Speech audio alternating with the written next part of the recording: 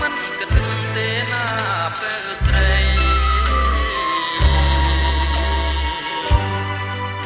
មុនណែមុនលើខែដីគឺដួងចិត្តស្រីហើយណា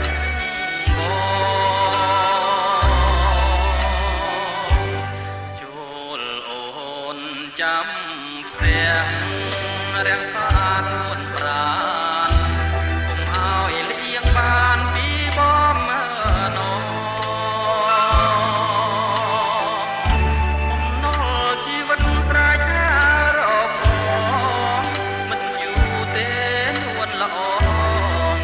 មកនឹងវិលមករកស្រី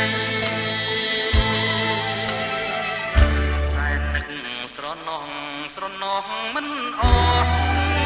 មិនហើយ